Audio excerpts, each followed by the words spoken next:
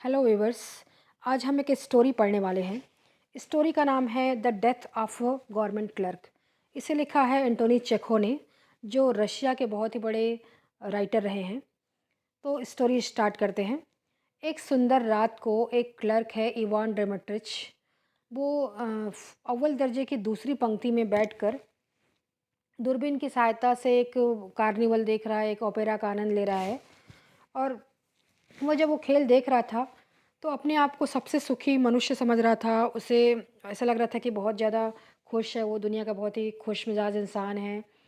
फिर अचानक क्या हुआ कि उसका चेहरा सिकुड़ जाता है, उसकी आंखें आसमान की ओर चढ़ जाती हैं, उसकी सांस रुक जाती है और वह आँखों से दूरबीन हटाकर अपने स्थान पर दोहरा हो जाता है और कहता है आग छी। कहने का मतलब ये है कि उसे छींक आ गई। यूँ तो हर किसी को जहाँ चाहे छींकने का हक है। किसान, दरोगा, यहाँ तक कि प्रिवी काउंसिल के मेंबर भी छींकते हैं। हर कोई छींकता है, हर कोई।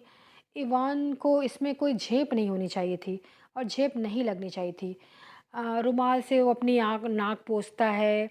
एक जेंटलमैन की तरह वो आसपास देखता है कि कहीं इसके स्नीज़िंग से, छींक से कोई डिस्टर्ब तो नहीं हुआ है।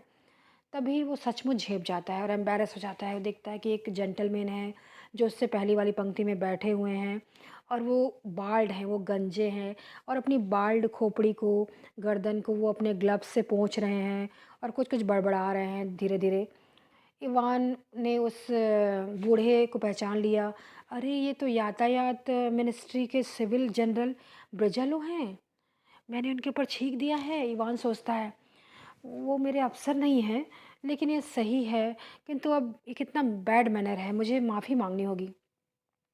वो हल्के से खाँसता है, करता है और इवान उसके पास झुकता है और जनरल के कान में विस्पर करता है, फुसफुसाता है, "मैं I am so sorry sir, मैं आपके ऊपर छींक दिया, मेरा ऐसा कुछ मतलब नहीं था।" तो जनरल कहता है, "जी छोड़िए भी, कोई बात नहीं।" फिर वो कहता है, क्लर्क कहता है, प्लीज़ मुझे माफ़ कर दीजिए, मैंने इसे डेलिबरेटली नहीं किया, जानबूझ के नहीं किया।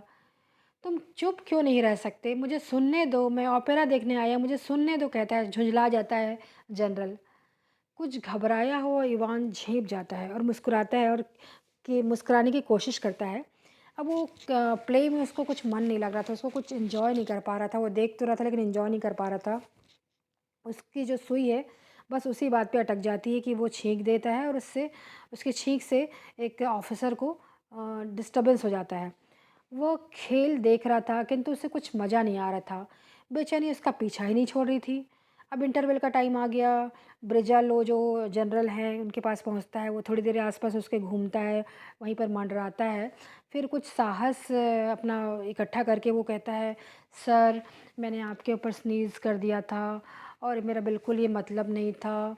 फिर जनरल कहते हैं, "अरे बस! मैं तो भूल भी गया था। छोड़ो अब इस बात को।" जनरल ने कहा और बेसब्री से उसका जो होंठ फड़फड़ाने लगा, क्योंकि थोड़ा परेशान हो गया वो।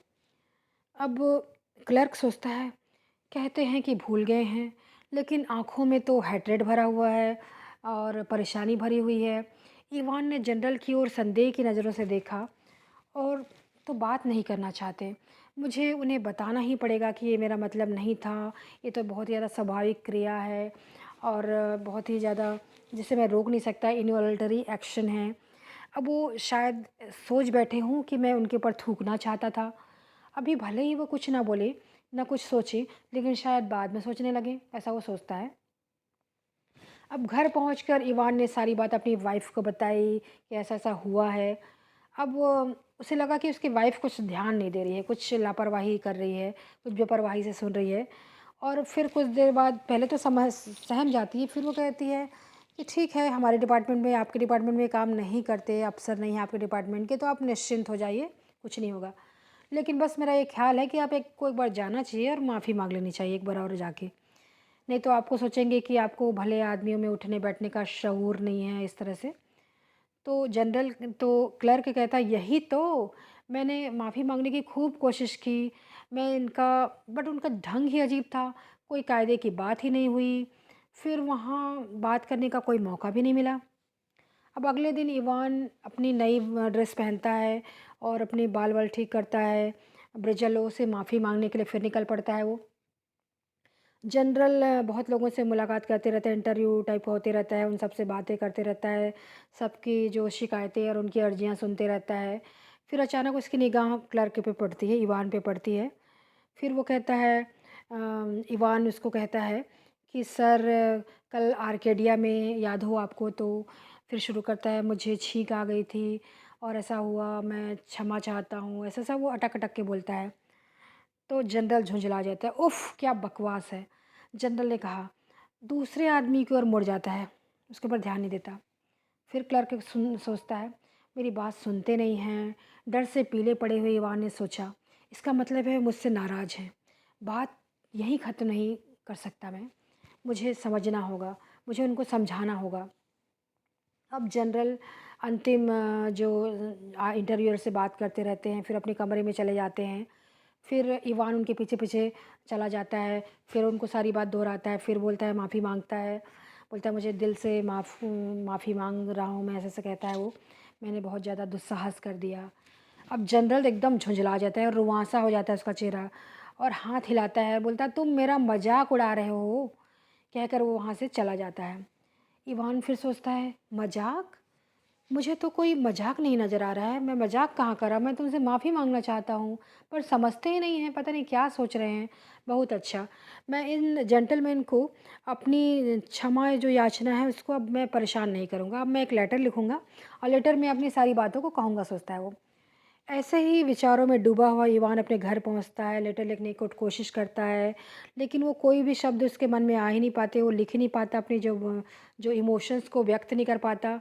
फिर सोचता है छोड़ो, लेटर लिखना छोड़ो। अब वो सोचता है कि अगले दिन फिर जाऊंगा और सारा मामला साफ कर दूंगा जनरल के पास जाके। फिर फिर वो जाता है, फिर सारी बात दोहराता है। अब जनरल ने उसे एकदम आश्चर्य से उसको देखता है, बोलता है, "आप पर हँसने के लिए नहीं।" फिर वो कहता है कि एकदम वो भी झुँझला जाता है, क्लर्क बोलता है, "आप पर हँसने के लिए नहीं सर, मुझे माफ़ कर दीजिए पर मैं माफ़ी माँगने आया था।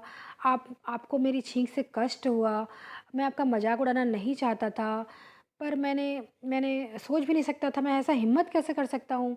अगर हम लोगों के दिमाग में ऐसा व्यक्तियों का मज़ाक उड़ाने की बात आ जाए तो सम्मान की भावना होती है हमारे मन में, हम लोगों की इज़्ज़त करते हैं, ऐसा मैं कैसे कर सकता हूँ? बड़े की इज़्ज़त करता हूँ मैं, कहता है वो। अब बहुत परेशान हो जाता है जनरल, वो कहता है निकल जाओ यहाँ से तुम। गुस्से से काँपते हुए लाल-पीले होते जनरल चीखता है, निकल जाओ। अब वो डर जाता है, इवान डर जाता है, बोलता है क्या? फिर फिर जनरल पैर पटकते हुए कहता है निकल जाओ, मैंने कहा निकल जाओ। इवान को लगा जैसे उसके भीतर कुछ टूट गया हो। वो लड़खड़ाते हुए पीछे चलकर वह दरवाजे तक पहुंचता है। दरवाजे से बाहर आया, सड़क पर चलने लगा। वह ना कुछ देख रहा था, ना कुछ सुन रहा था। एकदम वैक्यूम हो गया था, एकदम शून्य हो गया था। वो एकदम मैकेनिकली चल रहा था, यंत्र जैसे चल रहा, जैसे कोई मशीन हो। वो घर पहुंचता है, अपना अपना ड्रेस भी नहीं उतारता है वो, और सोफ़े में लेट जाता है और कुछ देर बाद वहीं पर उसकी मौत हो जाती है। तो ये है short story the death of a clerk.